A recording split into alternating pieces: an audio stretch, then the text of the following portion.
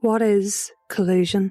The dictionary quotes it as a secret or illegal cooperation or conspiracy in order to deceive others. In Northern Ireland, far too many know its devastating reality. On November the 9th, 1997, 22-year-old Raymond McCord Jnr. was lured to the grounds of a disused quarry on the outskirts of Belfast. There, members of the Ulster Volunteer Force brutally beat him to death. His injuries were so severe, he could only be identified through his fingerprints. His murder sparked one of the most damning public inquiries into the workings of the UVF and the paramilitary gang's close workings with the RUC. Operation Ballast, headed by then Police Ombudsman Nuala O'Lone, revealed how paramilitary killers were protected from prosecution because they were police agents. The 2007 report also exposed UVF commander Mark Haddock as a high-ranking police informant who carried out several murders, beatings and gun attacks whilst being on the payroll of the security forces. It was estimated he'd been paid more than £80,000 for information whilst his unit conducted a reign of terror in North Belfast and Mid-Ulster. It was on Haddock's orders that Raymond McCord Jnr. was murdered. Today, his father speaks to no edit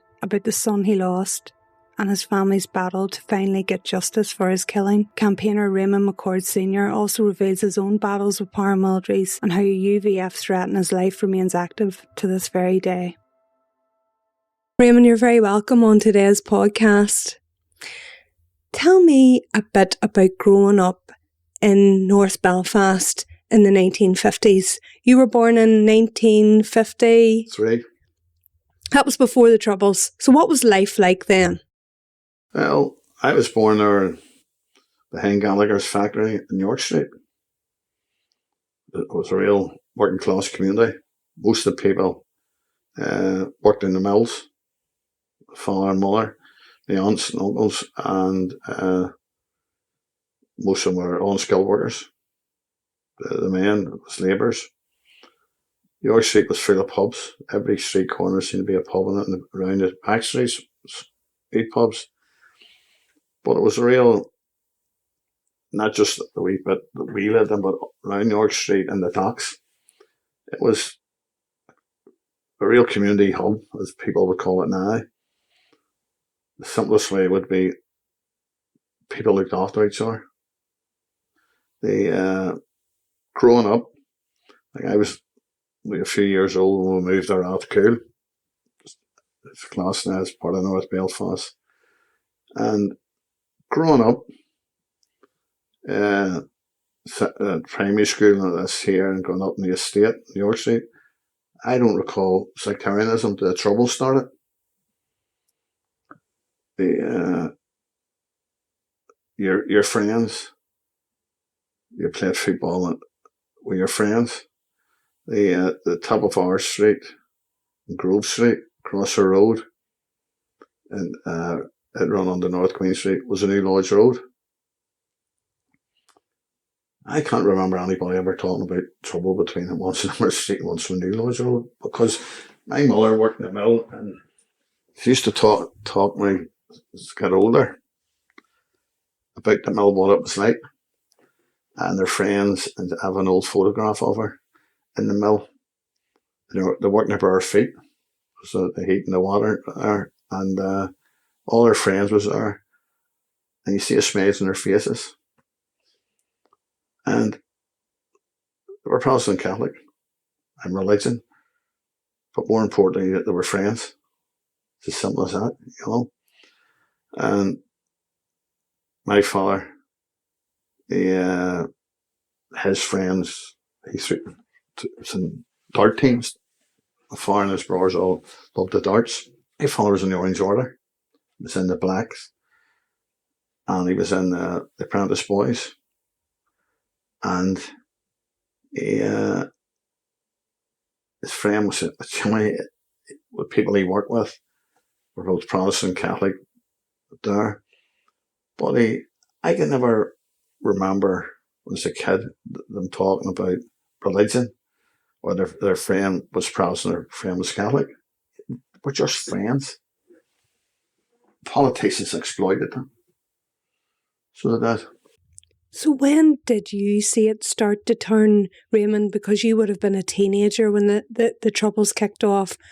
Was it just before the violence broke out in the street, or? Nah, it was after the troubles had been started in Belfast, and Shanklin Falls sort of area and Springfield sort of area. Their streets, I have friends that have the streets are off of Springfield, and they hear them talking about Bombay Street and all this here. I couldn't have told you where Bombay Street was. And it was only lately. I was going round past it, and a couple of streets round that way, seeing friends, and I seen it. After all these years, it was only the last couple of months. But we're going away before it came to Rathcoole. Rathcoole was a mixed estate. The majority was Protestant, but they don't ever recall anything religious in Rathcoole.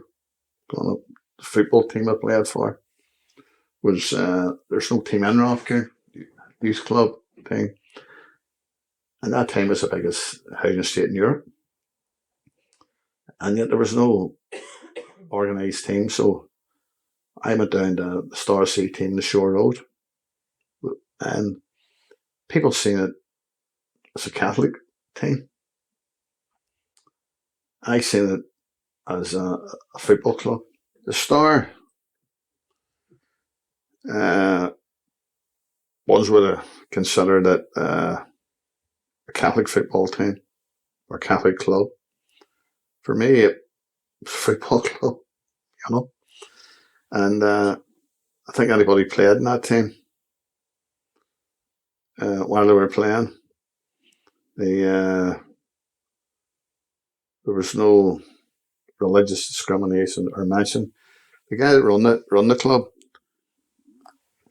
had a sign up in when the trouble started that no badges to be worn this year, which reflect either on the Protestant side or the Catholic side, and that was good. But it's years later, you think about it, then you didn't think much of it because none of us wore them.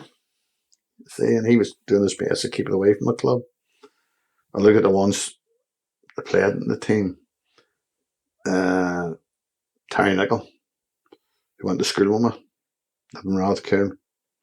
Jordy Hussey from Rathcoole. Bobby Sands from Rathcoole. Tommy O'Neill from Rathcoole. Johnny Corlett from Rathcoole. Do you remember Bobby Sands? Yeah. What was he like? I remember somebody asked me that years ago in a documentary, and I says Bobby Sands was like everybody else in the team. He was part of the team as a footballer. He didn't have too far, a couple of streets from us around here. And people were trying to emphasise about Bobby Sands' hunger striker. I didn't know Bobby Sands' hunger striker. I knew Bobby Sands, 16, 17-year-old, who played the same team as me. It's as simple as that. No politics, no religion. And we had the best junior side in the whole of Ireland because we win it every competition. And again, it shows you what now what people would call cross-community team. It was a cross-community team, it was a football team. And it's the politicians, academics brought this stuff in, cross-community, the term. It was a team made up of young lads who was doing what they loved, was play football. And then nobody exploited us. No political people got involved with us. It was just about sport and us doing somewhat which we enjoyed. The team broke up as the troubles really started coming to Rathcoole. Guys out of the team, Protestant players, were afraid to go down the club. Someone, as I said, over the years, wanted to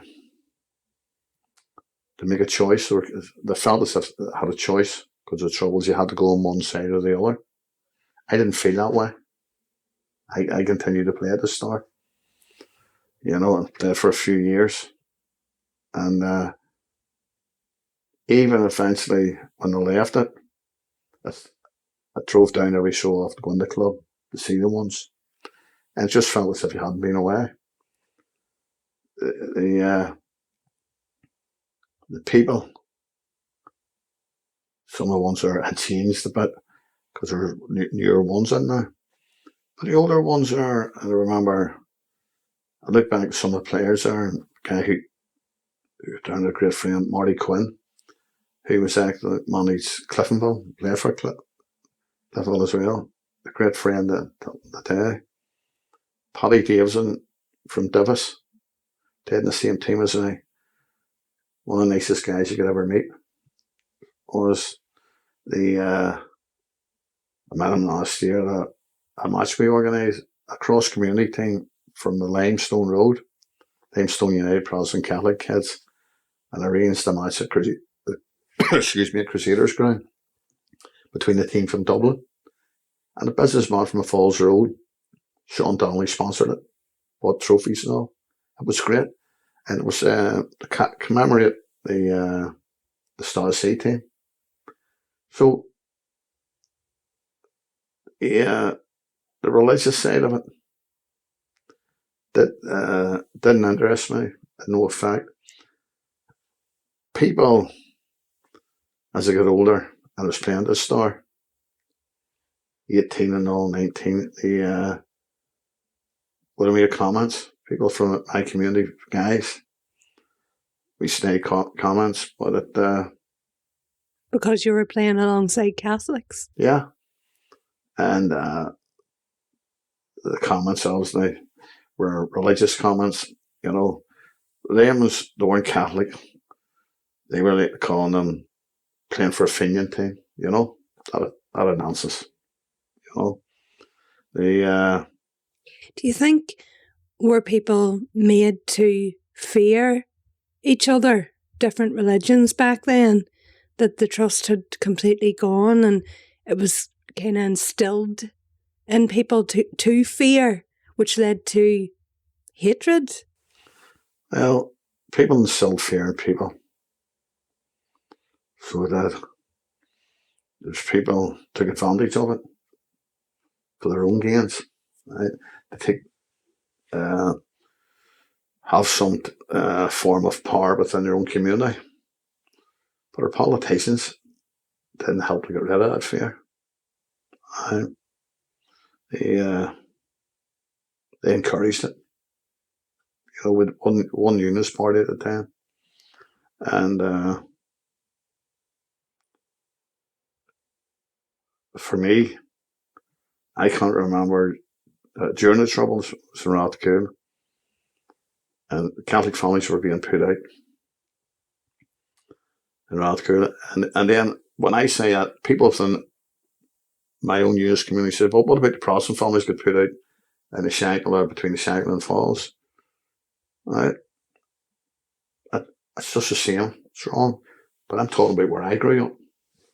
And I need to remind those people sometimes, because if you try and defend or attack the sectarian people, ones they want to have a go at you, I don't like criticism. But you have to tell the truth. But in Rathcoole, when the Catholic homes were being attacked, they were attacking homes, people that were friends of mine. Not them all, I didn't know them all, but where I lived in Rathcoole. And I don't ever remember politicians coming around trying to calm the situation or sticking up and getting at the paramilitaries for attacking these homes. There was a guy in the street a few doors up. It was here too, younger me, Francie Riley, I think it was. Good kid. And they shot him. He had a Protestant girlfriend. He was sitting on the wall in the street. And he was shot simply because he was a Catholic. The guy at the bottom of the street had football with times there. Because there'd be street football teams. Liam McDonald. He was only about 16, I think. 17. They shot him dead. When you say they shot him, who was that? Lloyd's paramilitaries. And he was shot not for the sake of loyalism, for the sake of sectarianism. It's as simple as that. And Liam was just the same as himself, played the football, a good kid. And, and there was other incidents. I've seen houses being attacked. Was not allowed on down the main drive with Rolo. He was shot dead by one of his neighbours. And the guy that shot him was convicted for it. William Mitchell was a conviction for it. And I think William Mitchell was only about 17 or something when he done it. And I could never understand how they could do these things. How they go and shoot somebody on both sides. That's one side, both sides. How they go and shoot somebody who, because of their religion, or over time shooting somebody who they didn't even know and hadn't done anything to them. And again, we'll go back to all this once and all instilling fear within the community. The political people from that generation, 69 up to now, have a lot to answer for in both communities. A lot could have been done. We shouldn't have had to wait to the Good Friday Agreement of power sharing. Let's talk about paramilitaries, Raymond, because, like you said, there were people who were instilling fear in communities. I mean, was there an expectation for people in your community to join paramilitaries? Most definitely support them, but join up as well. Yeah. Once and all, the thought guys from my age sort of group, the ones a bit older than me, thought it was like joining a big gang. People who run the streets with, football, it's here, and your girlfriends, it's here, get involved with paramilitaries. I thought they were great guys. And what was your view of them back then? I didn't like them and they didn't like me. So had you always been against paramilitaries, Raymond? No. I think anyone that knew me from Rathcoole, and I joke about it. I remember one day in the bar in Belfast, we're sitting there, me and my mate. There was a couple of girls there from Rathcoole, same age, and we knew each other growing up, and we were joking. And I was joking about Rathcoole this year, and my mate was asking questions because he didn't live in it. He lived in the shore road, and he says, "What's it like?" Or something, talking about the troubles. And I helped him say, jokingly, I says, I had a sheltered life. And one of the girls said, "You don't realise it. Somebody points it out there, you're like, it's in the back of your head." Like, what is it? Down says, "A quiet life." And it says, "You had the estate fought out. Big maybe body, And I just did. But I look back, and it was right one way. But the people that was at the trouble with were all paramilitaries. Were connected to paramilitaries, or the brothers who were paramilitaries, and they were trying to use it to be tough guys or important people in the estate, and it just didn't work with me. But did that not put you in danger because you fought back? Well, it's what it done, and those people weren't going to turn me into something that I couldn't be, and I didn't want to be. The easy option would have been to join them, be one of the boys and all, gangs, and go around there with balaclavas on and putting people out of their houses or think you control the estate. And the benefits that come with it. People were afraid of you. If people's going to be afraid of you, it has to be for more than a reason of being a paramilitary. The decent people weren't afraid of you. It was the bully boys who were afraid of you. It's as simple as that. Did you have any brushes with paramilitaries back then? Melly.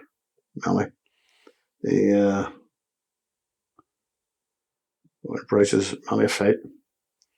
And when we're talking about paramilitaries, would Rathcoole have had a mix of UDA, UVF, or was there just one group? There's all sorts of paramilitaries on it. Mm-hmm. And the two organisations, I had many a fight with members from both the organisations. The short of it, I wasn't going to be bullied, or I wasn't going to let them tell me what I could do or what I'm supposed to do, or anything like here, you know. And it's not often that when I enjoy your own word, but when it came to it, they were showing up as thugs because none of them could fight in the street with their fists. In Rathcoole, you started a family. And tell me about your family. My family was, my wife was Fabian. Got Rathcoole, and my sons were young Raymond, Gareth and Glenn. 3 sons. A tough area to bring up 3 boys when you're surrounded by those types of influences on them. But you know, living there, like growing up there, I understand one's saying it's tough. It was an everyday thing for me, and grew up through it all, so I didn't see it as a tough thing to do. My sons were great lads to turn into great men. I didn't have trouble with them, and Fabian didn't have trouble with them. They were close to me. And they were, like me, they all love football and sport. The youngest lad, Glenn, he would have been a professional footballer, only for Raymond Snr. He was that good. He was over Chelsea. He had a mill with different clubs as after him. All that. He was some footballer. So it was with Raymond and Gareth, both good footballers there. And there was no trouble with them. There was nobody coming at the house or out the door and complaining about the sons. You know, show respect to people. At school, you weren't having to go to school to see the teachers because they were doing something wrong in school. And I look at that, what they turn into. Gareth and Glenn, their whole families, and I look at them, and I look at the way they treat their families, and I'm proud of them, to be honest with you, you know. They stand up for themselves. It's not run, I'm going to run over to my dad here and get my dad. Well, they look after themselves. And paramilitaries leave them alone. And they get a lot more peace than I ever had. It's as simple as that, you know. And I'm glad, you know. I would never have wanted the other way around. The work. So they've always worked.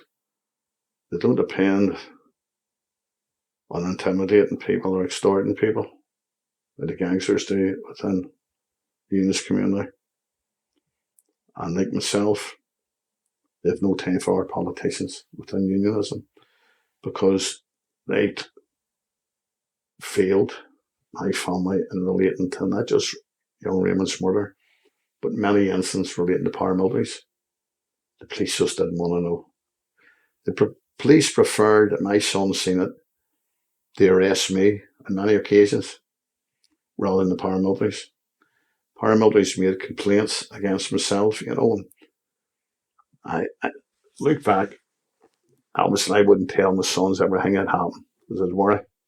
But I look back, I appeared in court several times in trial, not for hitting good people, but fighting with paramilitaries. They picked on me and they came off second best. They went to the police and I stood trial twice. And each time, I was found not guilty. What were those cases, Raymond? These were cases where paramilitaries, guys, on one occasion that 3 of them, and several times, it hit my sons. They were one individual, a bunch of them. So I went and seen them, and several cases, there was 3 of them each time, and I heard them. They wanted to hit my sons. I heard them. Just simple as that. But I didn't go with baseball bats or iron bars or guns or balaclavas. I went to wherever they were. Once was there, and I dished it out to them. I made it quite clear. Me or anyone in my family didn't want any trouble. My sons and all, particularly. But this is what happens when you go after somebody in the family. And was this after Raymond's murder? Oh, it's before. Again, sometimes after. Because when they're speaking out, they send people to hurt me. And so you were bringing up your boys, and still throughout it all, there's the common denominator of paramilitaries and threats and intimidation, even towards your sons, which must have been tough because you feel that you have to keep them safe as well as keeping yourself safe. Well, my priority was I wanted to make sure my family was safe. And to make sure your family was safe, you don't want it to, well, one of 3 things. They just took it. When there's looking at your sons, you moved away, well out of the way somewhere, in the country or whatever it is, or you stood up to them and you had to hurt them. Simple as that. You know, there's no back doors. These people turn around and the do-gooders that turn around and say, "You're as bad as them, Raymond, if you do that." Well, is they're going to resort to mob rule, because that's what it was, mob rule. By thugs, they didn't have to take what comes with it. And we're all made different. I'm not a better person because I've done that than some person who didn't do it or couldn't do it. I'm not a better person because we're all made different. But there's no paramilitary going to tell my family what to do. There's no paramilitaries that's going to hit my sons and think they'll get away with it. What ages were your sons when they were being attacked? One witnessed terrible scene, shooting at the house. He was 10 years of age. He was there. Other ones there were 16, 17, 18. It's strange. Raymond, when he joined the Air Force and he came home, it was from leave, and it was a few days before Christmas. They rung me. They said, "Dad, will you pick me up?" And just a couple of fellas at me, and it hit me down the chin. And they says, "That's fair, Dad. We'll get him next time. We're paramilitaries." So I picked him up, took him up to his mother's house, and then found out who they were. There was 3 guys, and they were men, like, and asked about and found out the house they were in. I went to the house, seen them, and the 3 of them ended up hurt. And there's no baseball bats, anything. They said, 3 of them got hurt, told them not to go near my sons. They got the police for me. And one of them learned a lesson. Thought he was a real tough guy. He was in one of their punishment squads. And he had another son. So, very simple. I went to the house and the 2 sons in the car. I just stay in the car. And I went to the door. Not cool. He came out, he put himself as a tough guy, and I told him, and I look back and I'm half at him because people in the state I went, I said, you hit a certain son. I said, so I'm going to give you an opportunity. I'm going to let you hit me. And after you hit me, you're going to hospital. And he lifted his hand. Before he hit me, I hit him. And he got knocked out. And walked away. And the son seen it. And it's easy to stand up to bullies. And they get in the car and drove away. But I told the man's wife, he says, every time I see him, I'm going to hit him. A reminder not to near my sons or anyone in my family. He never went near one again. But these people, if somebody goes to the police, their house gets attacked, they get attacked, and their family members gets attacked. And the people go to the police, if a mob attacks them, 3 or 4 ones, or sometimes more baseball bats. And if they do it, they have to withdraw their statements, or else they get it worse. But it's unheard of. The paramilitaries were going to the police about me. People would say, well, you're as bad as them because you use violence, and no one can condone violence. But you're saying that you felt going to the police was not an option. Why?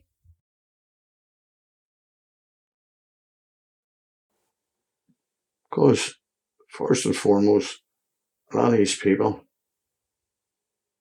the bosses were working for the police.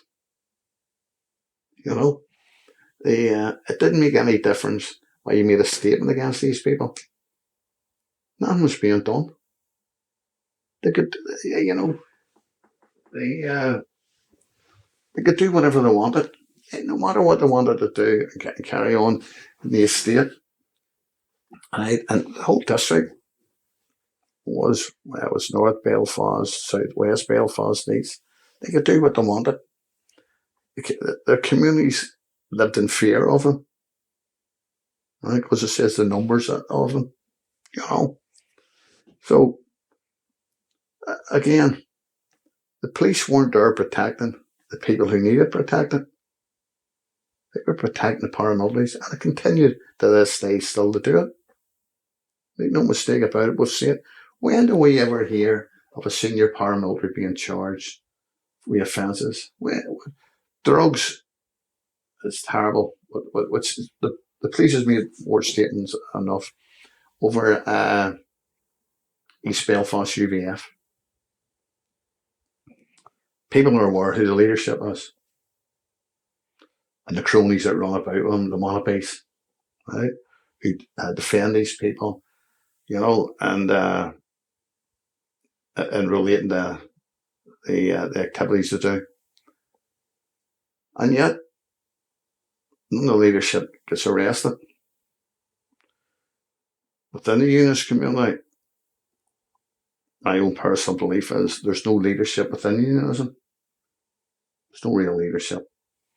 And to be show leadership, the people in the unionist community want the leaders, the so-called leaders of unionism, to speak out, name these people, call them out for what they are: gangsters, drug dealers, extortionists, and murderers. Tell me about Raymond Jr.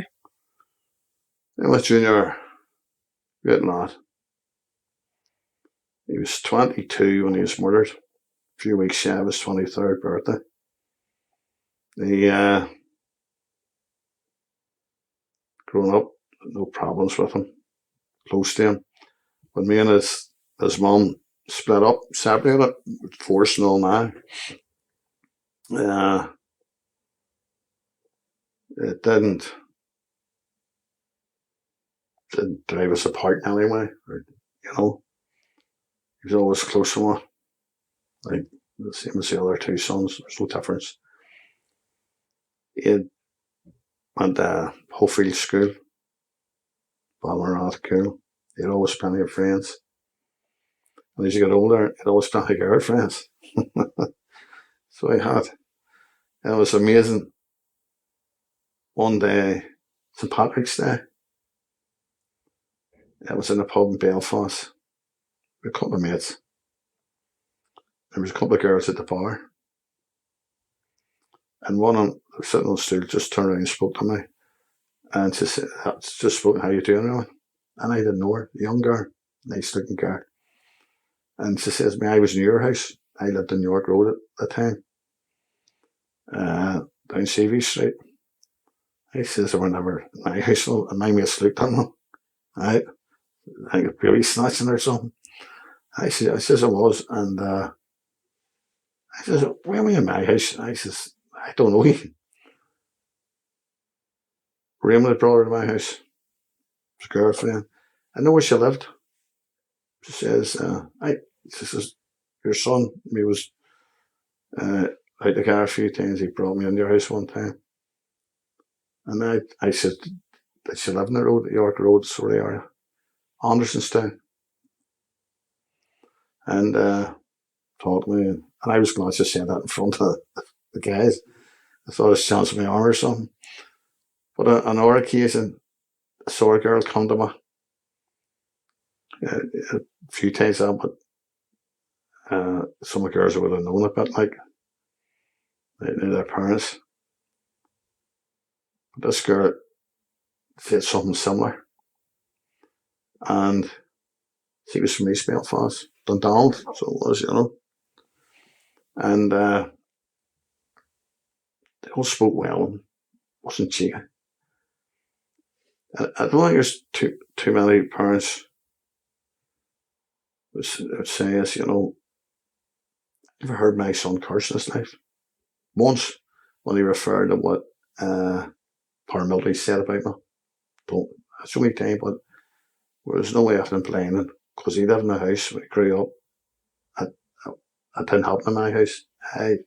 People know it, people I get cursing, but if I curse at me in a bad way, I get angry with him. I don't like that. But he did use bad language. He didn't use it in front of me. And I never seen him drink a beer in front of me. He would have come into the bar sometimes with one of the other sons, called in to see me. And usually it was I said, we'll go and see my dad in the afternoon, because it's the best time to get a few quid on. He's a few beers on. And they feel sorry for us, you know, like any kids. But he would have come in and we'd drink orange or Coke. You know, total respectful. But unlike me, he didn't get into fights. So a respectful young man who joined the Air Force. When did he join? What age? He was about 16. I remember him getting sworn in. And but Aldergrove. Must have been a proud day. Oh, it was great. Smashing lad. And I was seeing him getting sworn in. His mother wasn't there. For a long time, parts of the period over the years were separate and divorced. There'd been very little contact, you know. And then he was in the Air Force a few years, and he came out. He was in Scotland for a while, and he had a girlfriend in the Air Force. And I remember this time he was stationed. He sent the Falklands, well after the Falklands War, like, but he was out there, and he was great ideas. And he says, when I come back down, he says, when we're over in the Falklands, there's nowhere to go. You know what I mean? There wasn't too many guards, quite well. But he said be able to save money. But he came back, as usual, skint. And him and his girlfriend had fell out. She was in the Air Force too, but wasn't stationed there. And he took a bath when I hear, so he didn't leave to get, so I bought him an airline ticket, and he came home. And it wasn't too long getting over. because I already seen him. He was out and back again. But the great thing about him, people would have spoke about in his granny. And my mother, she was a wee small, tiny woman. And she had a heart of a lion. She had no fear in her, the size of her. Taught me a lot of things growing up. But Raymond would have been close with her. And he went to see her. She loved him to bits. And he'd have done anything for her. And when he would have went in there, we pulled over in the Tigers Bay area, it's just come to about here, it's tall. And she would have given him a hug, no one to see her. And it's amazing, very young fella like that. He never felt embarrassed. You know, nice little good natured kid. That's what he was. Every way. He was murdered by the UVF, and so what was the circumstances of that? Circumstances were that Mark Haddock, the UVF commander, proven special branch agent, known as police ombudsman report, which the British government accepted, the Chief Constable accepted, and the Secretary of the State at the time, Peter Hain, accepted. The whole unit were special branch informants, the so-called loyalists, UVF killing squad from Mount Vernon, were all protected by a special branch. When Raymond came out of the Air Force, he got friendly with a guy, and one of the most treacherous, hateful people ever walked this earth, Darren Judas Smear, Glengarry, who has appeared in court on numerous occasions, serious charges. And he always seemed to get the charges dropped. Even statements are made against him. He gets his charges dropped. Raymond, and people's asked me this a lot of times, and they always get the truth. When Raymond was murdered, he was not a member of the UVF. He was not? He was not. And I'll tell you why. I know after his murder, I met UVF leadership on the Shangle. People told me not to go, so it was a trap. I went and seen them. There was 3 senior people sitting there, very senior ones. They're the leadership. I met them in this club. Gangsters on the door, their black coats, hands across the coat, guns. And I asked them a question when I went in. And I knew these 3 guys because I was working as a doorman, and some of the times I put some of the UVF men out. They come in the pub, they go by my rules, not UVF rules. And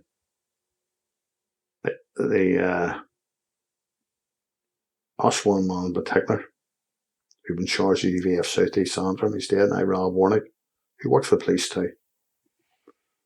And I says, my son, member of UVF.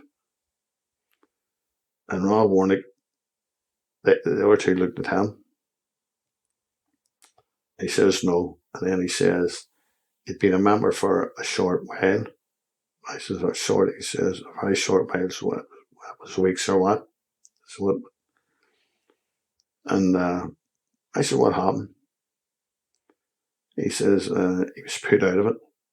I says, why? And he says, he hadn't been schooled. That was his words. I didn't know he hadn't been schooled. Because Warnick was brain dead. He couldn't school anybody about anything. He was just a drunk. So, at the funeral,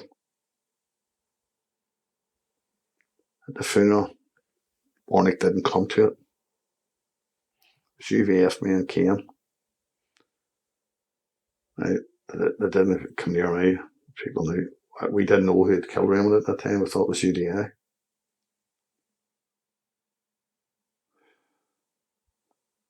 And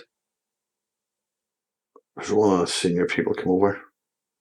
They said, Raymond, you find out who it is, or if we find out, we'll tell you. And you deal the way you see fit. If you don't,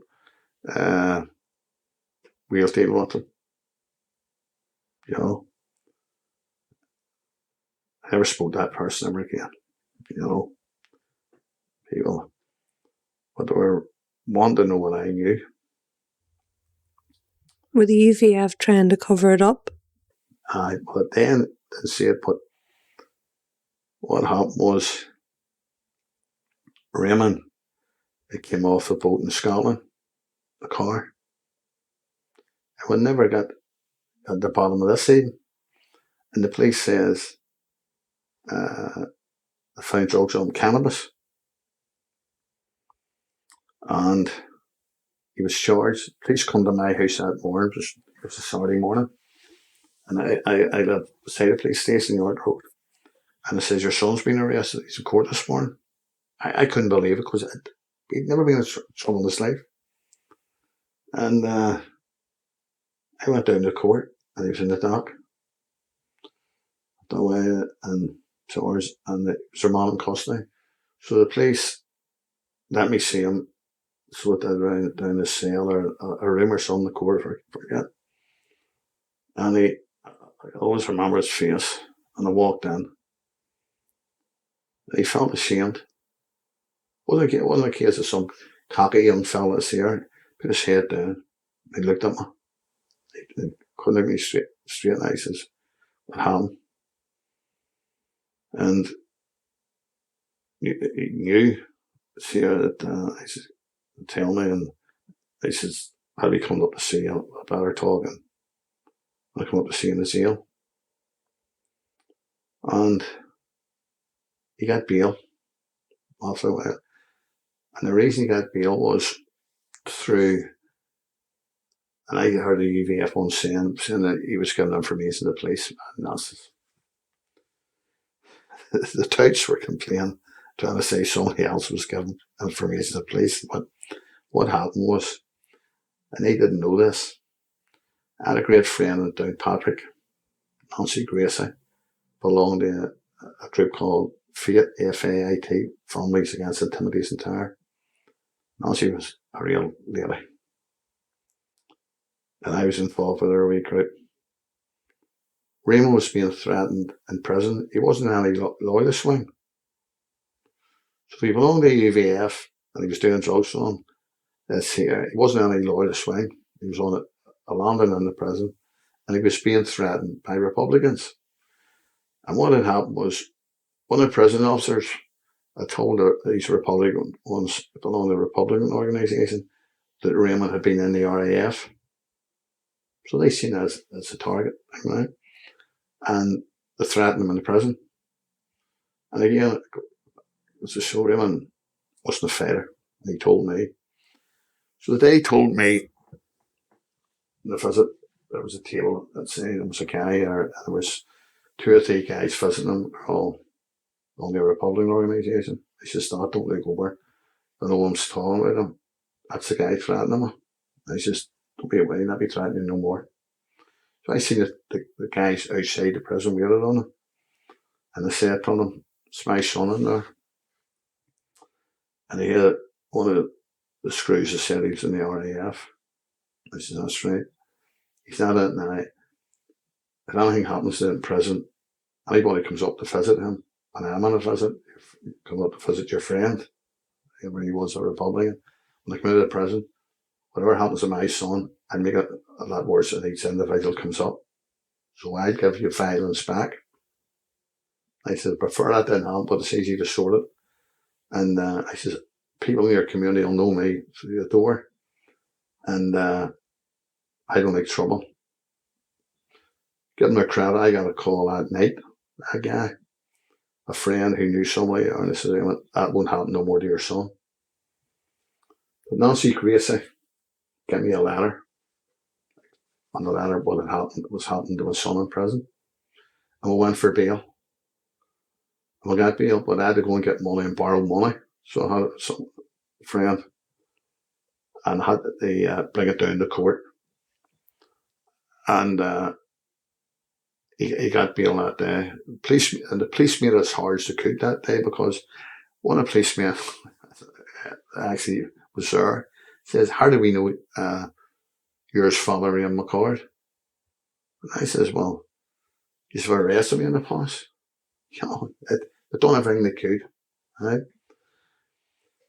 When Raymond was caught with cannabis, how much cannabis was he caught with? Well, there's a dispute even over that. And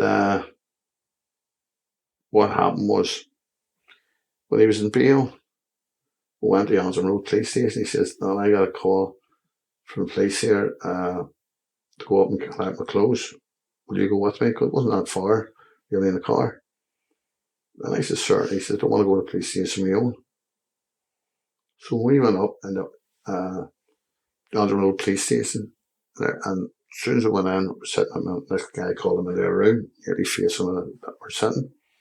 He's only a couple of minutes ago, I heard him shouting. He jumped up and he opened the door and he came out.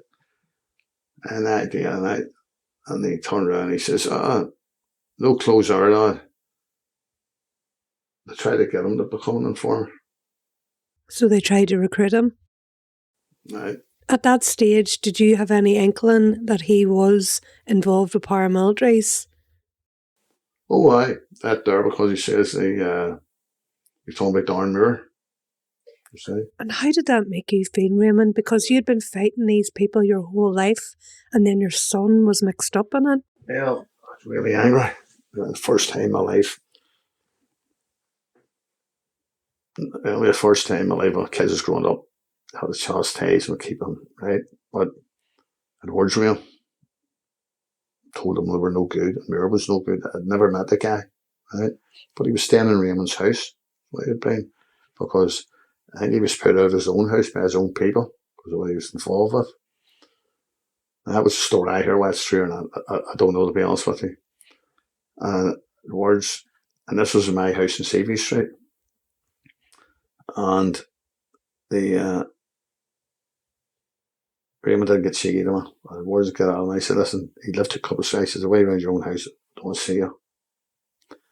He came around the next morning, rapped the door. He had a key. We rapped the door. He come in, you know, you look after your sons. And we're talking about it. Yeah, he says, "We're nowhere to go in this." And he had him this here. But you know, to this day, and I'm not going to sit and tell any lies about it, to this day, I don't know the full story about the drugs. Wish I did. I don't know. You have to be honest with you. With the drugs on him, the car he was in, because I dug into a good bit of contacts I had, and there were some other fellows supposed to be with him, and he didn't go. Halleck and Haggerty supposed to be there. Gary Haggerty? Gary Haggerty, the Supergrass one. And Halleck were supposed to be in the car. And I find it amazing, that incredible, that my son would be arrested and charged with drugs when these other people was there. So who had the drugs? You know, I asked Raymond a question, actually, that belonged to, and about these drugs, and he turned around and he was afraid to say. Every time in my life I see my son afraid to tell me something. And that's there, and that's the truth. Because before he would have said this, and he knew if it didn't make something, he would have told me, and would have sorted it. It's never anything major like that. And the police after was Raymond's murder never ever came back to talk to me about the drugs. I was gone. They never came back to talk to me and say, "Listen, the amount of drugs was there, supposed to be there, who had them, what car they were in." We never ever found that out. So I spoke with a person who was in the police, decent cop, and he says, you know, the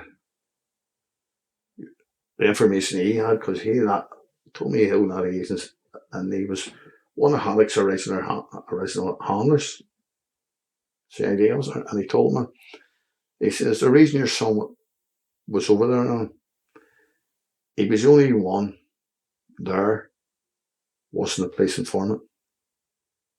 So it looked good, and he was ex-RAF. And that was the nearest I ever got to knowing anything relating to the drugs. The police shut it all down and kept it quiet. How long did the drug incident happen before Raymond was murdered? Months. So after the drug incident, and I'm sure you tried to speak to him and you'd raised your concerns about the company that he kept, did you hope that he was going to pull away from? Well, he didn't need to pull away from. This is a great thing about it, in one way.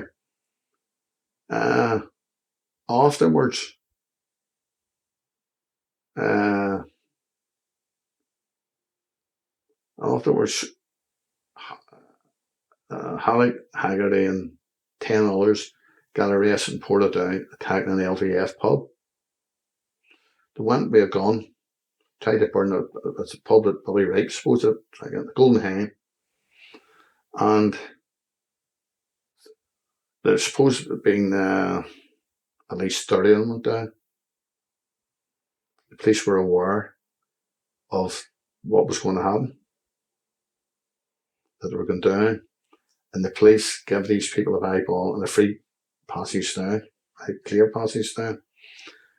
But from what I heard, somebody had seen them get in the pub, all charging into the pub. And a member of the public, local member of the public, rang the police. And the police were told not to respond. It's not, anyway, tried to burn it down out of the firearm. So they caught 3 cars of them. Just a lot of cars. So it was like a convoy of cars going down. And the police just ignored it. And there was real tensions between the LVF and the UVF at the time. So they were all remanded. They caught me a firearm, arson, members of the paramilitary organisation. They got 3 years, 18 months in prison. And the UVF didn't investigate.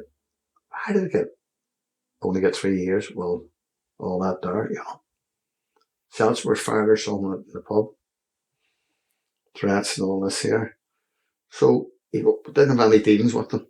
So Raymond was pulling away, however he remained friends with one individual in the UVF, and that individual was arrested and remanded in custody over the bar attack, and Raymond went to visit him. The day he went up to see him, a couple of the UVF up visiting, and one of them gave him a lift up in the car. Well, they were in the car, going to the prison room, coming back.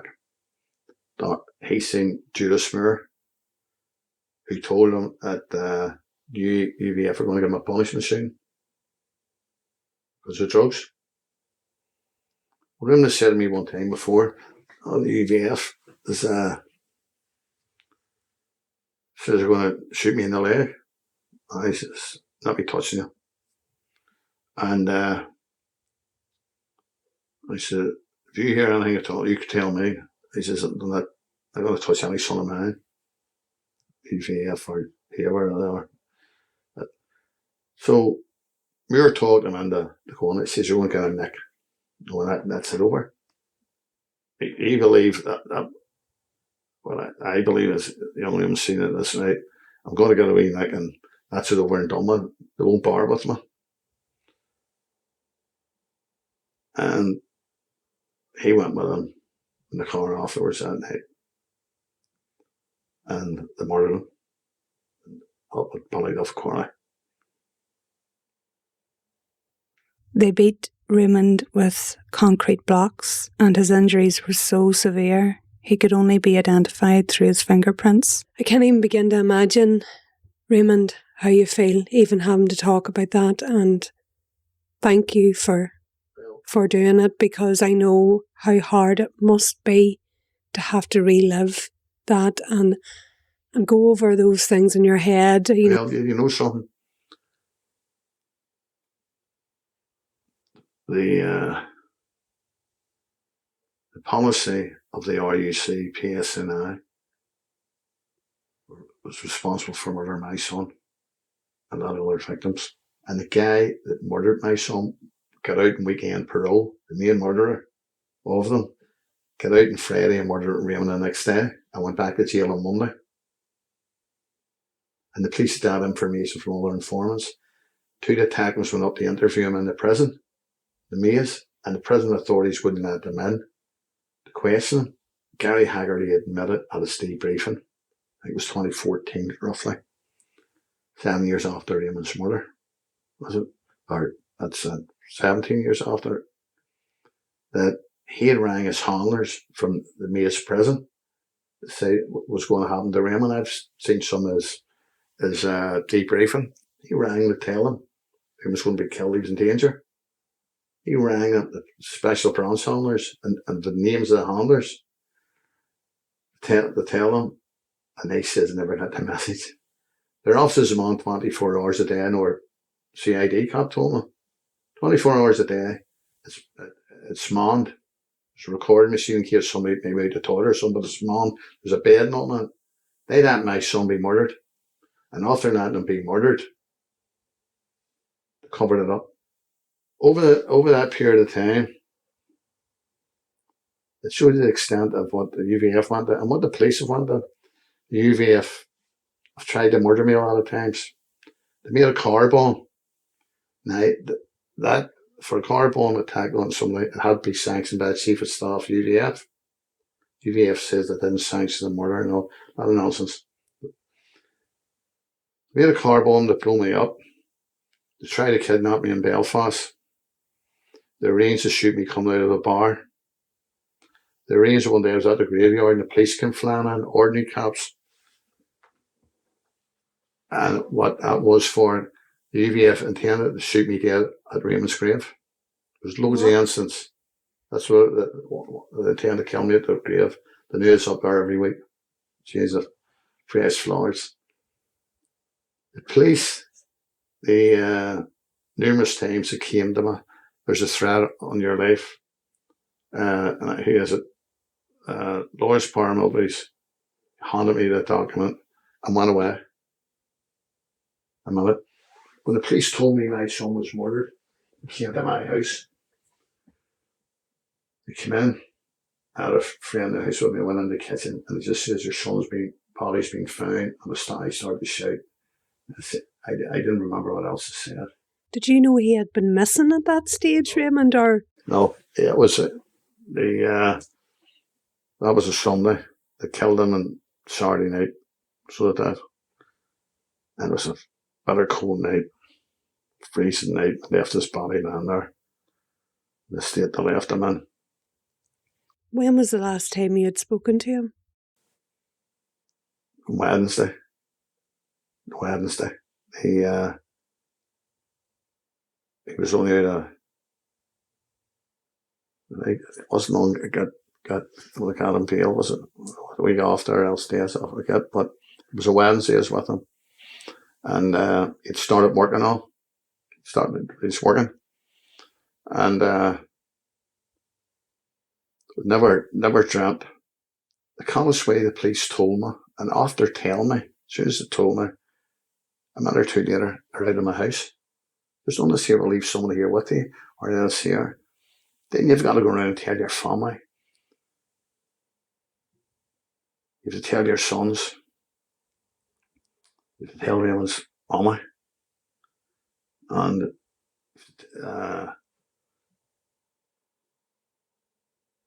one of the hardest bits was there too, with those, was telling his granny. And all through it,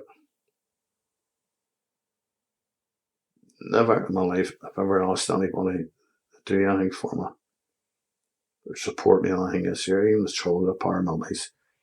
You know, I've done it myself with no support, political parties. Not one politician can near his mummy's house with a coffin sitting. Not one politician came out and condemned the murder. Not one of them even left a sympathy card. Right? This was the leadership of unionist political parties, but they couldn't go to a funeral of a young lad who had a horrific murder. I tell you the detail, horrific murder. It was a close coffin. And they done nothing for us. Nothing whatsoever.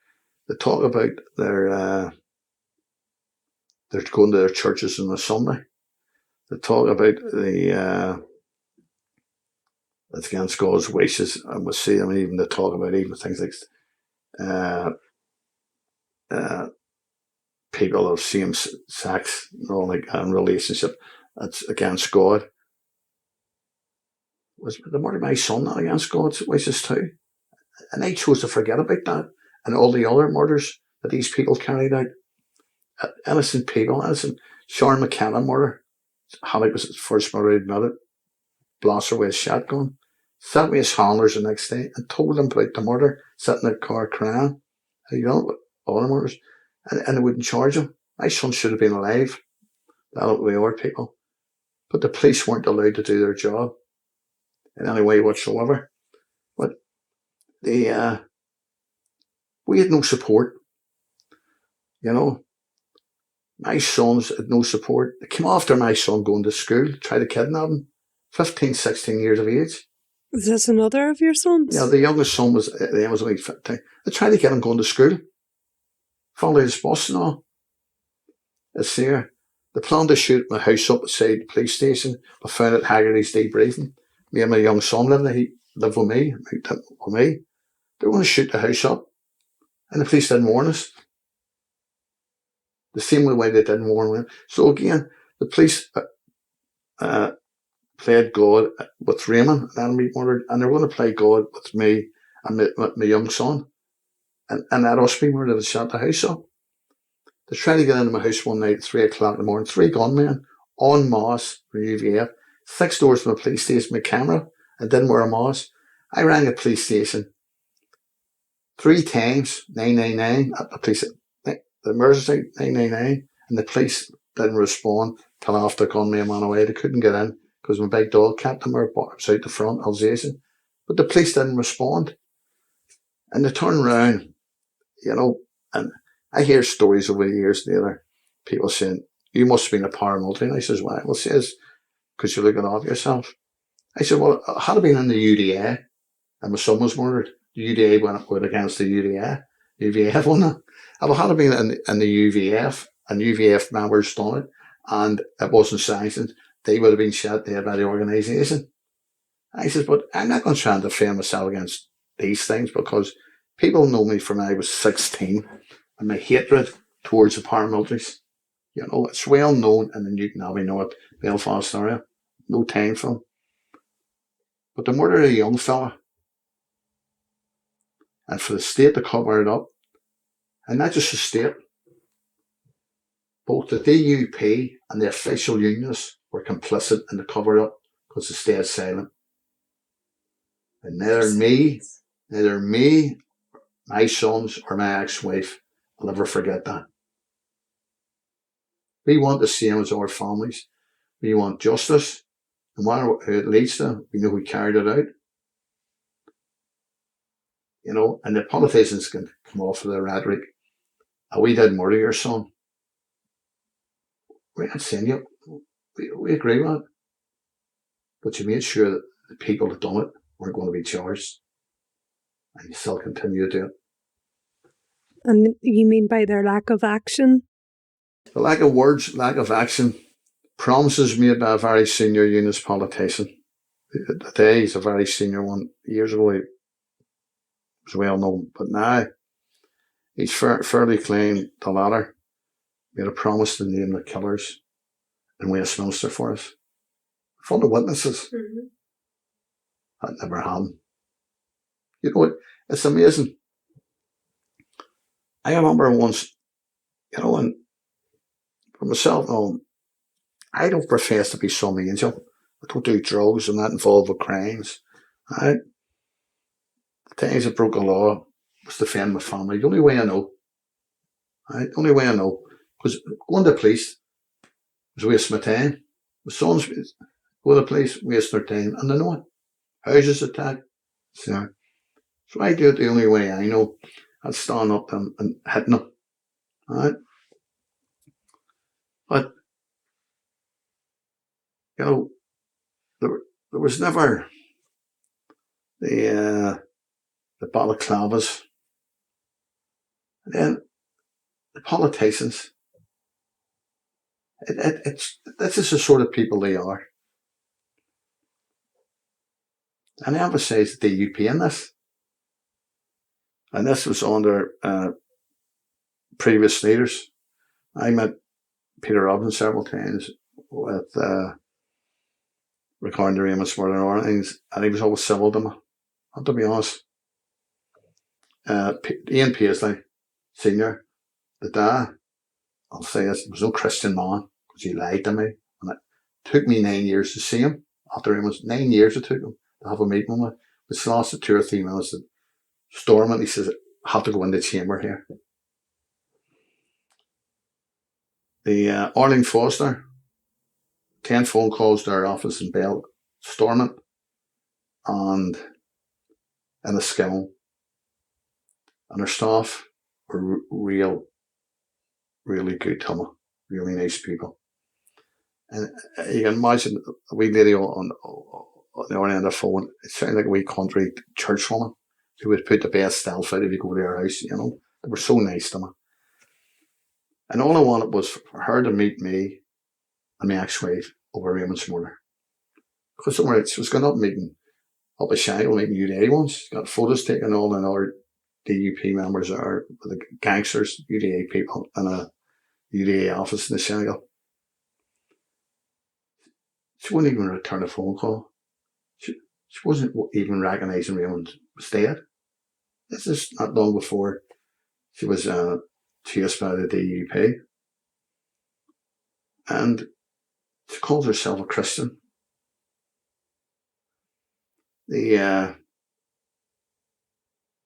Just didn't want to know. Didn't want to know us in any way whatsoever. And yet, when I remember getting brought to court, when people were for doing the double.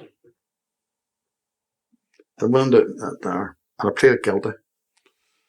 And I actually pleaded some charges, which I wasn't guilty of, just to get the case done. Just went in and out. And people in the DUP made a statement that day and gave it to the press. People in court for doing the double. My goodness. They never made a statement on my son's murder.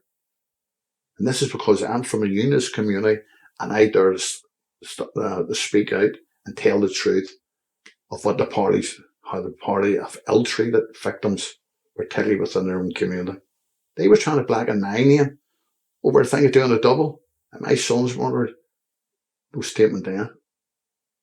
This is the sort of people we have had to deal with. I can't begin to imagine what it's like to lose a child in those circumstances and then to feel like you've been ignored, that you're getting no help. How have you coped, Raymond, with that? I won't let it beat me. And people can turn around and say, and they're nice compliments. The son be proud of you. I'm not doing this for my son be proud of me. Because if it was me was dead, Raymond would be doing the same thing, along with his brothers. I cope with it simply because I got enough justice for my son. The state would love me to give up. UVF would love me to give up. Raymond's murder, and I want to emphasise this, right? It was clear. My son's murder, young Raymond, was the downfall of the UVF. They destroyed the UVF in North Belfast, the killing squad. All those people are all split up because we're all exposed. They fell out, shootings took place among them. But they also exposed the leadership in the Shangle, the Chief of Staff, as a long-term state agent pulled out of MI5. You said yourself, Raymond, that you met with the UVF after Raymond's murder. And I mean, that must have been a tremendously hard thing to do. Were you given a reason as to why he was murdered? They denied it. And it broke a word. I named them, the killers then.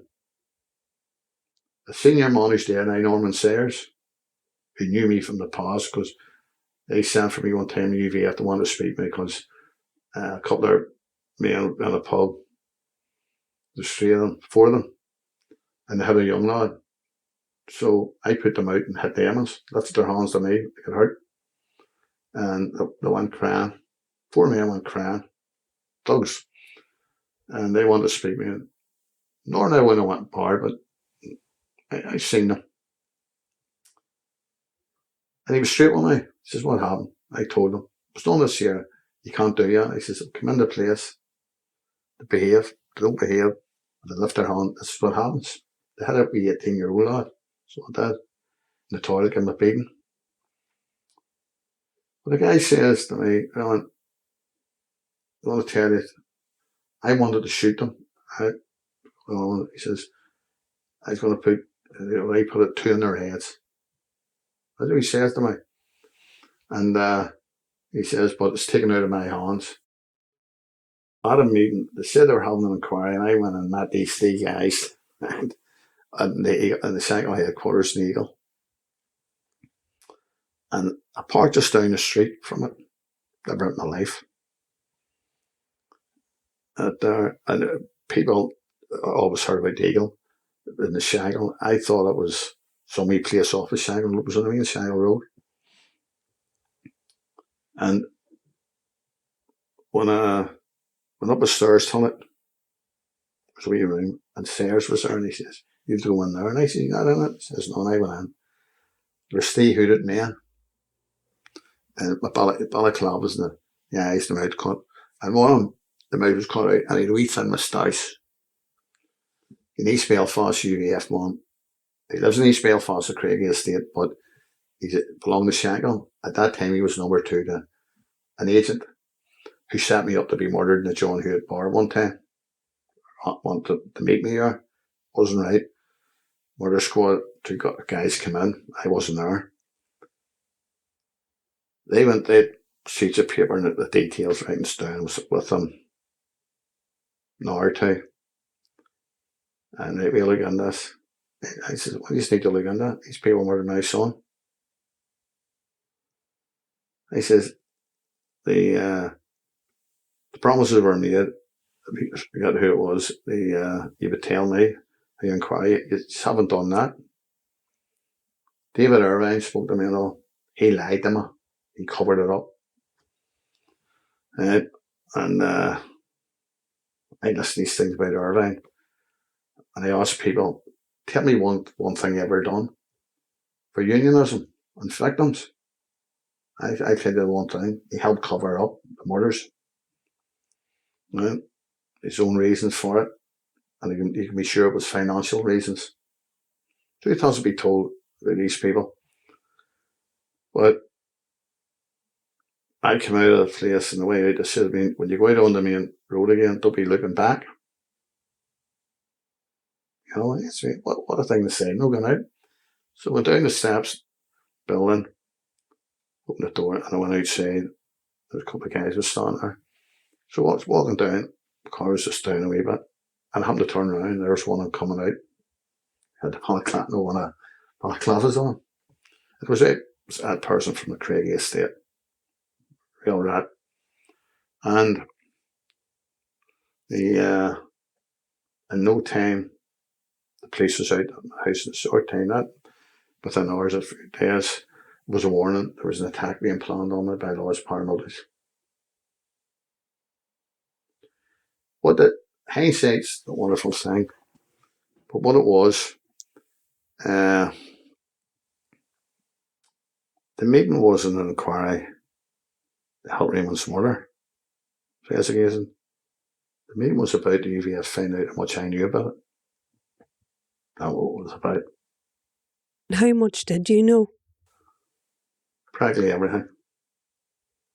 And that put an even bigger target on your back. Yeah, but it's amazing.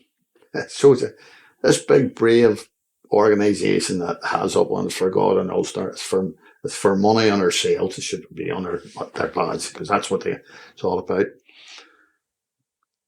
But they were determined to keep me quiet. And the only way to do it was to kill me. And I came out at Haggerty's debriefing. He's big, tough guy, patriots, God's army. Hey, when they planned to shoot my house up to kill me, and it's not me saying this, it's Gary Haggerty saying that in his debriefing, because we wanted disclosure, discovery papers, what we call it, for the inquest for a young woman. Never had an inquest. But he says on it, after it was decided their bosses and a unit was going to do the shooting, they couldn't get anybody to do it. They were scared. And they were scared in case they missed, because they knew what doubt would come on me, because I wasn't going to sit in the house. How long was this after your son was murdered? He was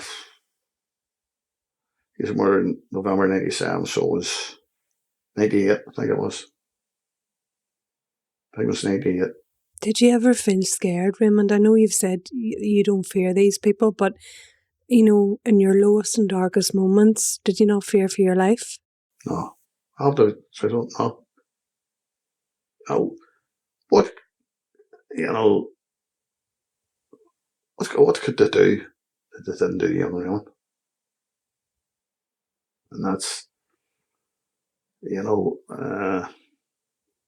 you get bad times, and times, to be honest with you, lonely times, because I didn't want to keep people all involved with it. Didn't want my sons getting involved. If something happened to them, and friends are my friends from both communities, won't get them involved, put them in danger.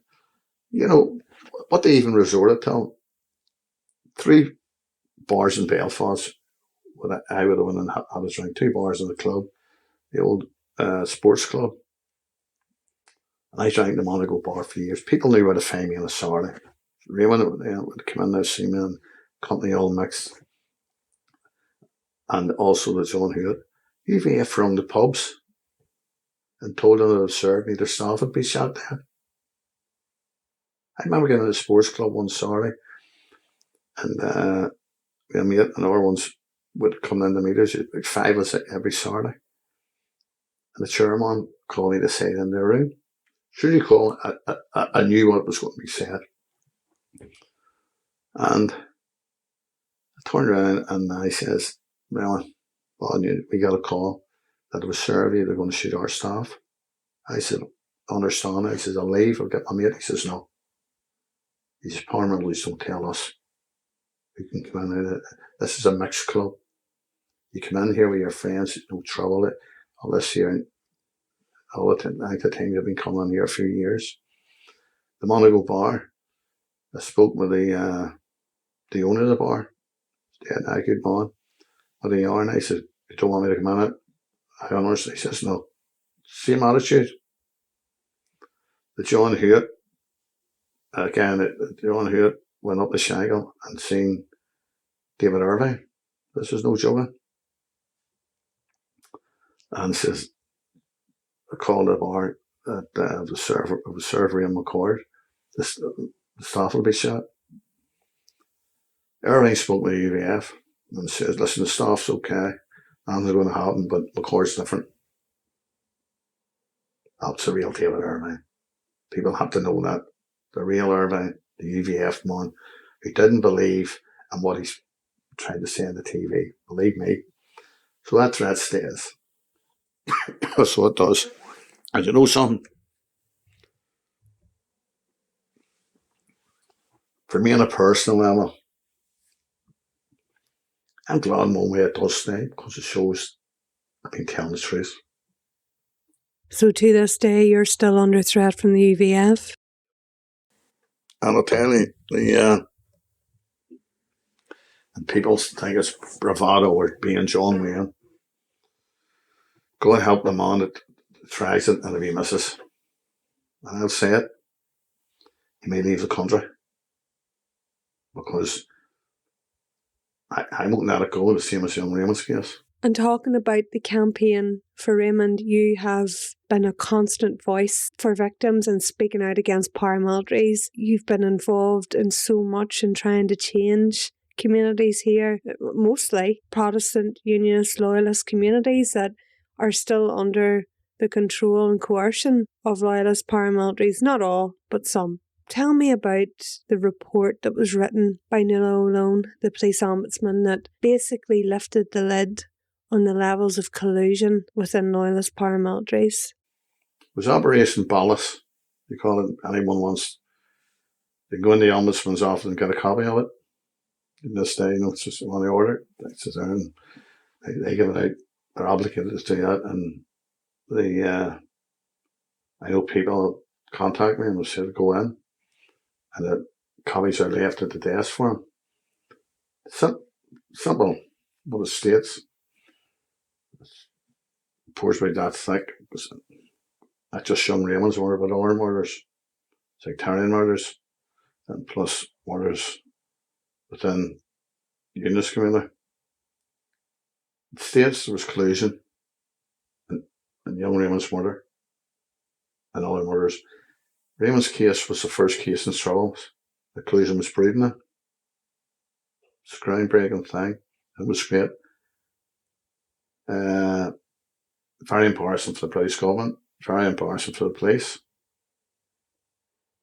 very embarrassing for the UVF, because they say what I had been saying.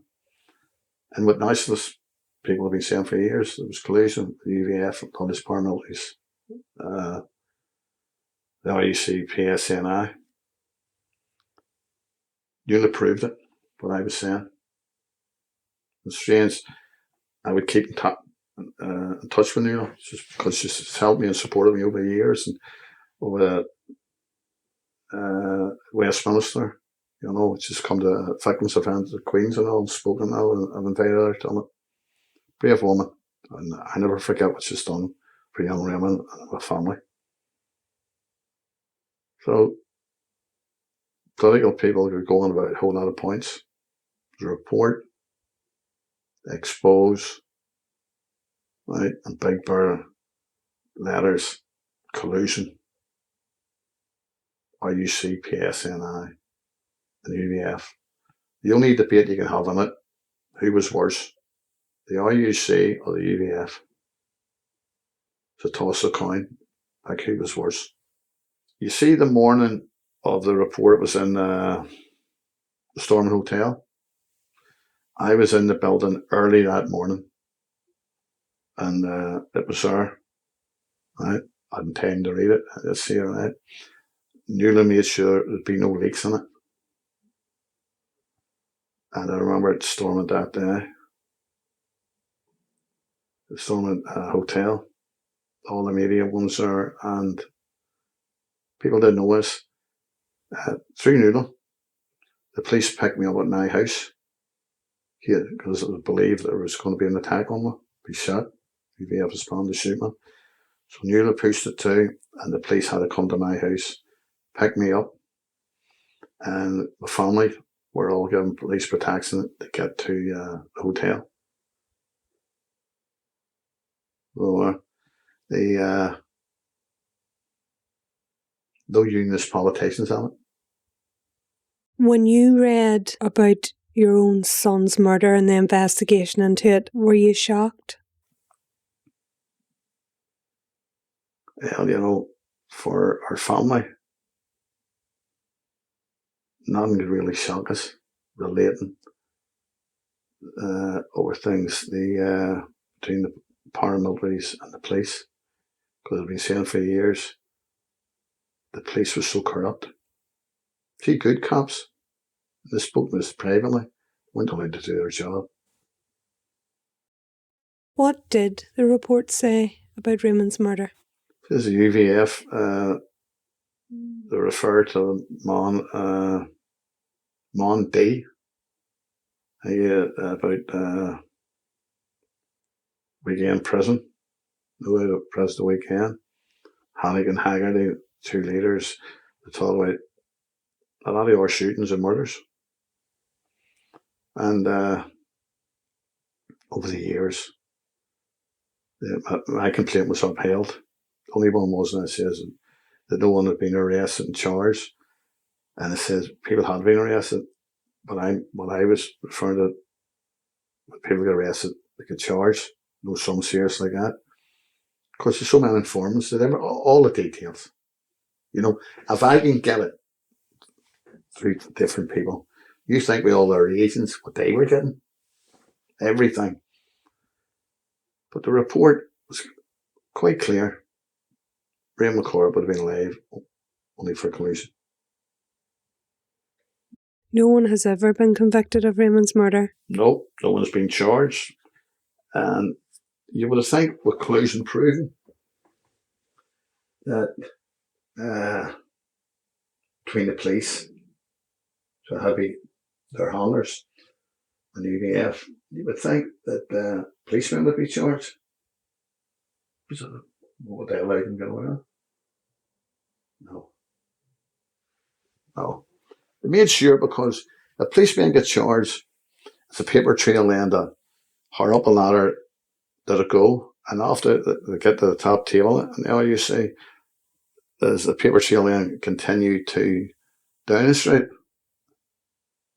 It does. Make no mistake about it. Because the money to pay these people didn't come from Northern Ireland budget, it came from London. When you were reading how protected the likes of Mark Haddock, Gary Haggerty was, that should have shocked you. No one could have believed, because Eula didn't believe when I first told Eula about those stories. I walked into the office, she thought, you know, it's too far, like, you know. And I kept saying, because Eula would had to ask me, how did you get this information? And I says, doesn't make any difference where I got it, you know. She had to ask me that question simply, you know, she wasn't being nasty or rude to me. And I was able to, over the years, see certain documents, secret sensitive documents, and which revealed lies that the police had told the other families. Raymond's wasn't the only murder they covered up on, let me tell you, by any means. But we, once in a family, at a stage that nothing shocks them. But people talk about informers now, and they've a different sort of mindset. We're talking about senior people within republicanism, senior people within loyalism, and people years ago wouldn't have believed that. People who probably hold big senior positions within these sort of organisations would never believe that they were informants.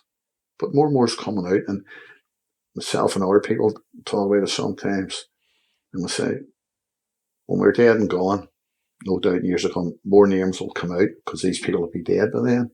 It'll be an embarrassment to tell the powers that be.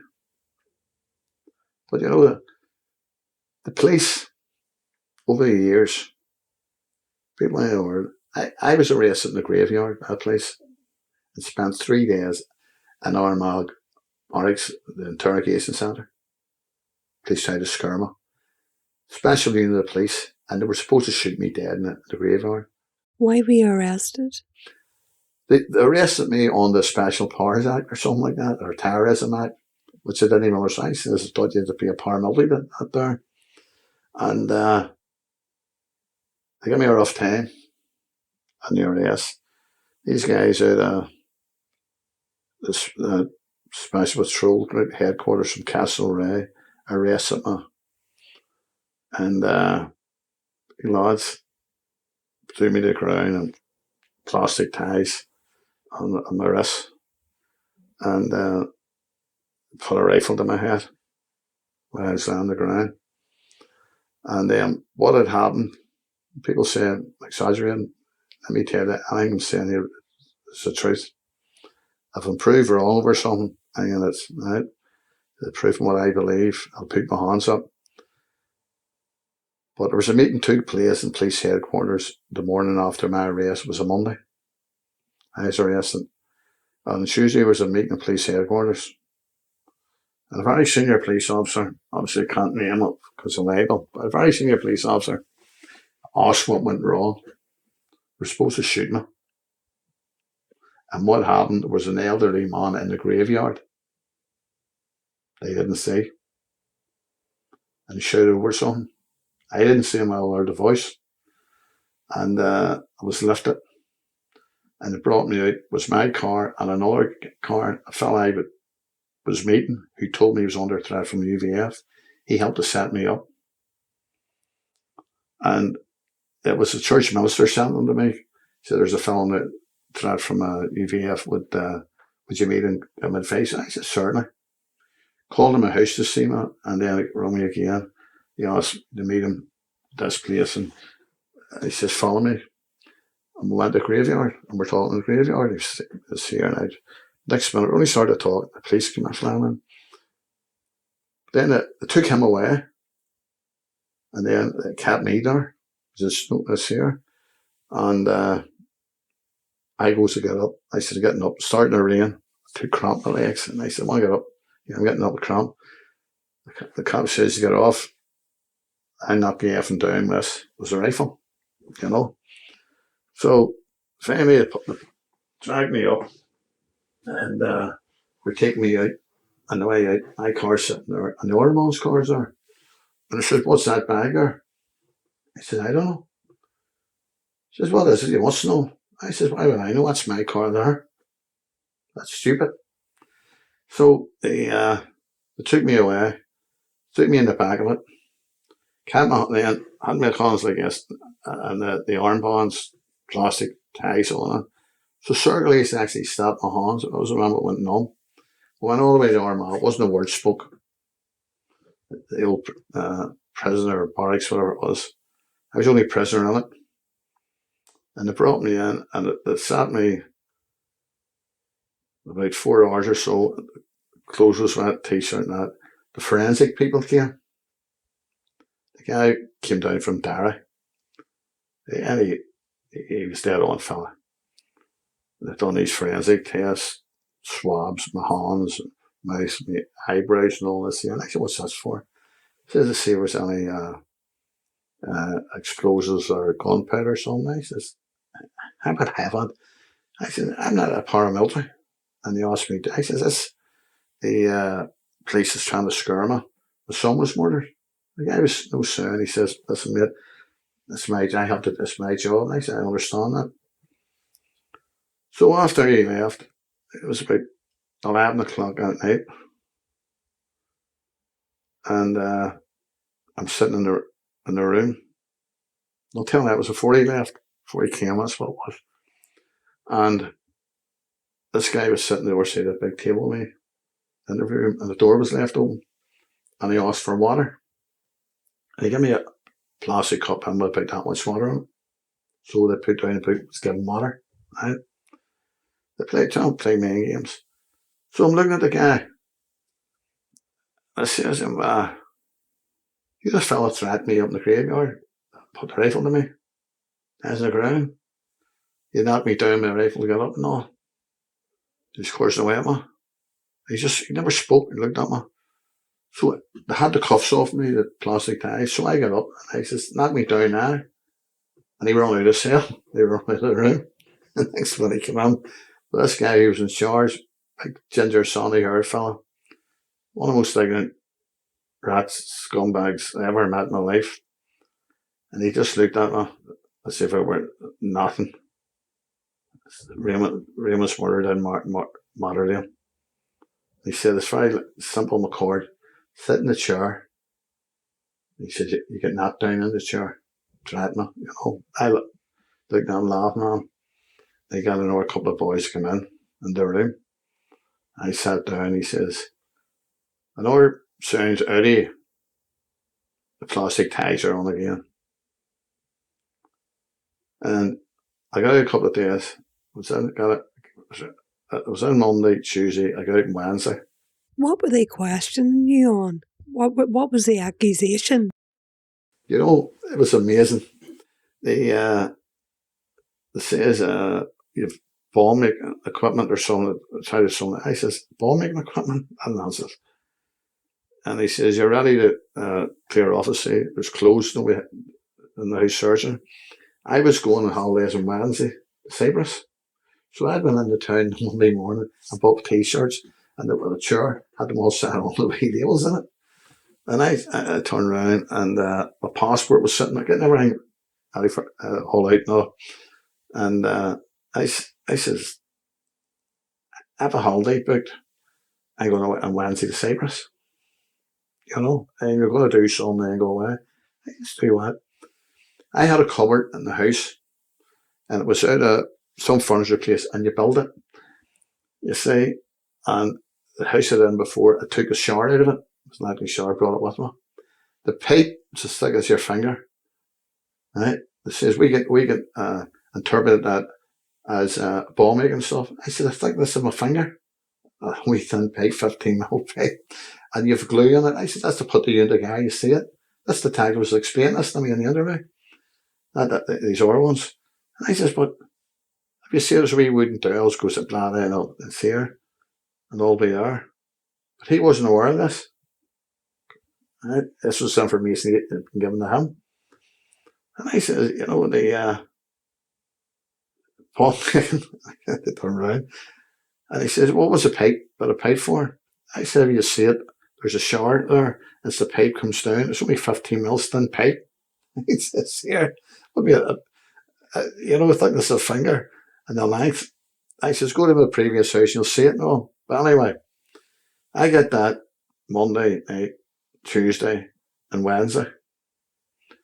And there was a decent cop in Armagh, and he came into my cell, and he seen me. He says, you know, he was a Christian man. He actually attended to see him. Turns as my sister Jane. What he said to me, all sorts of must fail on me, built up on me. He says, you know, you shouldn't be in here, Mr. McCord. I says, I know what. And he expressed something that told me over my son's murder. So I'm very sorry about having your son, these people, to be in prison at June. And anyway, I got out on Wednesday, and a few weeks later, I was out walking my dog. And this unmarked car followed me and looked at it, and I knew, looking at them, there were police officers. Just looked at them, and just looked like police officers or soldiers. And they come alongside me and just had a glance at me and went on a bit. And they looked just too long at me. But I turned around and walking my dog, like a state car drove up, blanked out. And the guy get out was the big nasty cat, the big tall guy from Gough. He got out, and another guy got out. And he says to me, speak to you. And he was out almost trying to say that there was a fellow walking his dog. This is what you want. Your name? I just want my name. You arrested me or week. He says, I want your name. I said, I don't care what you want. I'm not getting it. But the dog I had was an Akita. I said, somebody had to arrest me, won't you? There was no way you're going to arrest me with that dog. So this is no joke. Just trying to give me a hard time pushing it. And he asked the other fellas, what was the hour? A lot of it now. The guy gave his name as Mickey Mouse. He had no interest in the fella. I says, you asked me my name and you arrested me all week in the graveyard. You know what that cop said to me? Talking about the justice system. Stay out of graveyards. What did he mean by that? A warning. That's why a warning. The hint was I interpret it as things can happen to you in graveyards. You've talked about so much there of prior to Raymond's murder and after, and you have not had an easy life, but you have tried to make other people's lives easier through your campaign work. And I mean, I don't even know where to begin with that, Raymond, but you, since Raymond's murder, you've been outspoken, you've been involved in many cross-community groups, you campaigned against Brexit, and to this day, you continue that type of work. Why do you do it for? Believe in it. People's being betrayed by the political people in the country. I believe in it. And most of all, it's a selfish thing. I want justice for my son. And I have always believed that I've never had political beliefs, this party or that party. I've no interest in religion. And people must have something that's very simple. I have grandchildren, I have friends, I have relatives, and I've health problems. And if an ambulance had to come to get me, or a family member, I'm not asking the ambulance driver, is he a Protestant or Catholic? I'm not going to face where do you live. If I get took to a hospital, and I've been in a hospital a lot over the years, no members of my family. I don't care why the doctor or the nurse is black or white or what colour or what religion or, because it doesn't come into it, And as I'm saying, people over the years, our political people have hyped it up. When you're working with people and victims and people that work with a lot of families or sons who've been under threat from paramilitaries, both Loyalist and Republican, would ask me, could I get the threats removed? That's amazing. After all this time, probably every family had asked me to help them, they could help their sons so that they'd be shot or kneecapped or even something worse. The threats were always lifted, and yet no threats ever lifted me. I've seen UVF and UDA and Republican organisations, people under threat, and it wasn't that hard to get them lifted, to be honest with you. The best way to get them lifted is that once they speak to you, and they said, if anything happens to this young fella, right, seriously injured, he's killed, the next time you see me, it'll be with a TV camera at your door. So, and I address it at the door in front of people. And it's amazing how that works. You're not being brave, you're being truthful, telling them. I don't see our family suffer the way mine did, their sons being murdered. And maybe the realising that most of them involve antisocial behaviour or low-level druggies. They don't deserve to be shot dead or getting their knees blew off because of it. Put them in prison. Put them in prison. And hopefully when they're in prison, they know they're not going to go back to it. Give them an opportunity. But when you're working with all those people, you don't see it as you're not a special person. You're putting their case forward because they're frightened. And it works. And unfortunately, in Northern Ireland, there's people who don't want it to work. Raymond, I've asked this question before to many people who've come on this podcast whose lives have been affected, destroyed, devastated by paramilitaries because they still exist over 20 years since the Good Friday Agreement. How do you get rid of paramilitaries? First of all, you treat them for what they are, criminals. That's all they are. The Good Friday Agreement will be 25 years old next year. And paramilitaries are still there. When it was 5 years ago, and it was Arlene Foster in charge, I think it was it 5 years ago even? This is, we're coming up to, say, 20 years from the Good Friday Agreement. We're coming to a fork in the road. Somebody lost Parnell, and they have to make a decision which road to go down. 20 years after the Good Friday Agreement, the First Minister says that statement. They were 20 years. So treat them for what they are. They're criminals. They're not loyalists. Also, make it quite clear to them that they can't hide under paramilitary guys, clothes, and put them in prison. No such thing as paramilitary wings. But go after them and forget that their leaders are informants. Forget about that. Off them. And show the people. Don't worry what the politician thinks.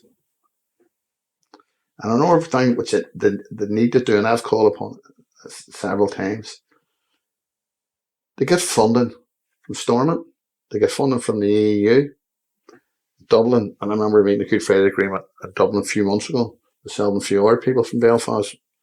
And again, the people that went down were for both communities. And I call them to stop all funding the all UVF linked organisations and projects after what happened to Simon Coveney. Because UVF are behind it. So stop all the funding. So you imagine if all the funding stopped today, don't give them a week's notice, just stop it. Let the other ones take them to court or whatever, right? And I ended up turning around and saying, listen, if you people lose their jobs, say to them, we didn't cost you your jobs, we stopped the funding. See the people doing the drugs, the beatings, the extortion, they cost you your jobs. So we have to treat them for what they are. They're gangsters. And our politicians, and said earlier, going up the shingle, the DUP, senior people at the DUP getting their photos taken with certain individuals. They're giving them credibility. You earn credibility. It doesn't be handed to you. And these people will never earn it or have it.